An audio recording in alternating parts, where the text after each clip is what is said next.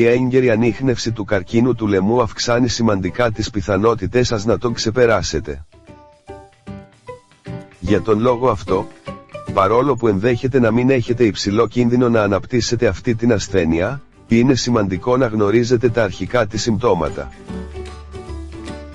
Αυτός ο τύπος καρκίνου θέτει σε κίνδυνο την υγεία του φάριγγα, του λάριγγα, του ισοφάγου ή των αμυγδαλών ως αποτέλεσμα της μη φυσιολογικής κυταρικής ανάπτυξης. Παρόλο που μπορεί να επηρεάσει οποιονδήποτε, οι άνθρωποι με τον υψηλότερο κίνδυνο ανύπτυξης του είναι αυτοί που καπνίζουν ή οι άνθρωποι που πάσχουν από τον ιό των ανθρωπίνων θυλωμάτων, HPV.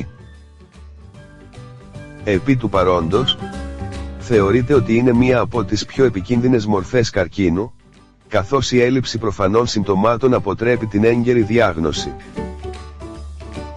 Λαμβάνοντας υπόψη αυτό, θέλουμε να μοιραστούμε μαζί σας μερικά από τα σημάδια που θα μπορούσαν να είναι χρήσιμα για έγκαιρη ανίχνευση. Συνεχίστε την ανάγνωση. 1. Βραχνάδα ή αλλαγές στη φωνή σας. Η ανώμαλη κυταρική ανάπτυξη στο λαιμό μπορεί να ξεκινήσει από τις φωνητικές χορδές.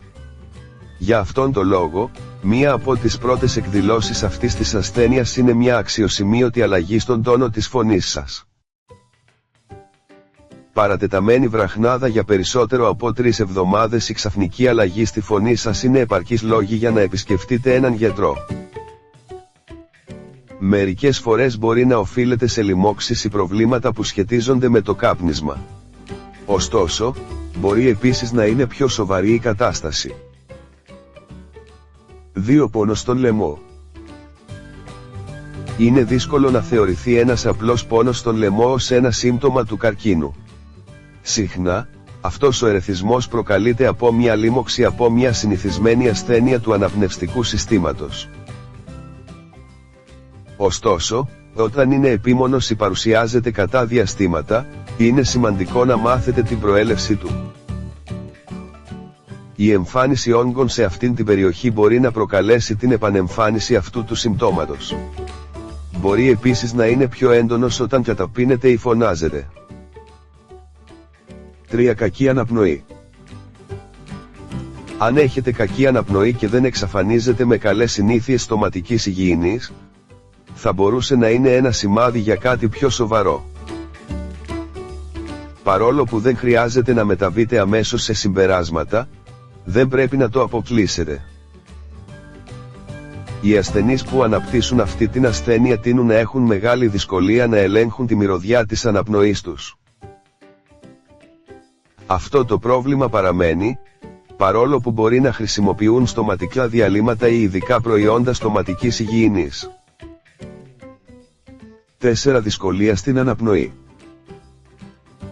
Η δυσκολία στην αναπνοή, γνωστή και ως δύσπνοια, είναι ένα σύμπτωμα που μπορεί να σηματοδοτήσει ένα εμπόδιο στις αναπνευστικές οδούς.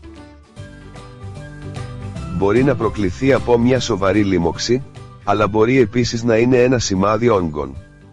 5. Είδημα στο λαιμό. Η εμφάνιση των εξογκωμάτων στον λαιμό μπορεί να προκληθεί από διάφορα πράγματα. Στην περίπτωση ανάπτυξης του καρκίνου στον λαιμό, τείνει να συμβαίνει επειδή ο όγκος κατάφερε να εξαπλωθεί στους λεμφαδένες που βρίσκονται γύρω από το λαιμό. Αυτό το σημάδι θα πρέπει να θεωρείται ένας σοβαρός λόγος για να επισκεφθείτε αμέσως έναν γιατρό, καθώς μπορεί να είναι ένα σημάδι ότι ο καρκίνος χειροτερεύει. 6. Επίμονη ανάγκη να βήξετε.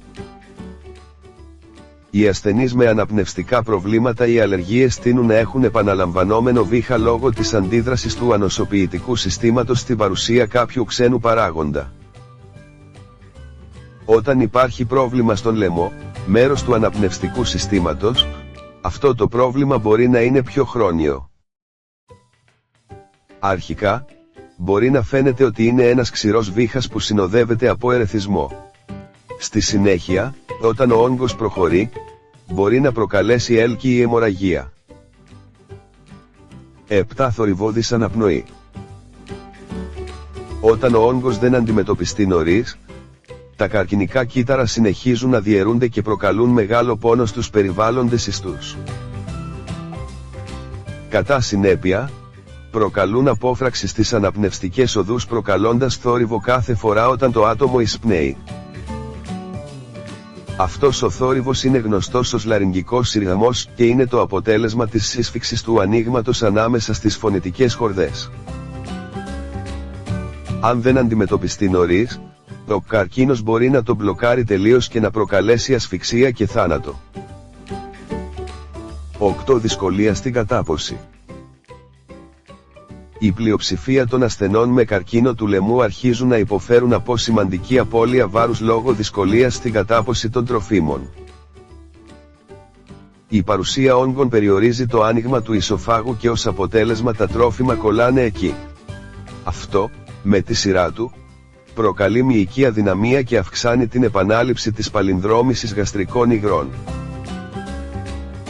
Αφού εντοπίσετε αυτά τα συμπτώματα, είναι σημαντικό να μεταβείτε αμέσως σε έναν ειδικό. Ο γιατρός, αφού έχει κάνει μια λεπτομερή αξιολόγηση των συμπτωμάτων σας, μπορεί να ζητήσει ενδοσκοπική εξέταση ή άλλες εξετάσεις για επιβεβαίωση της διάγνωσης.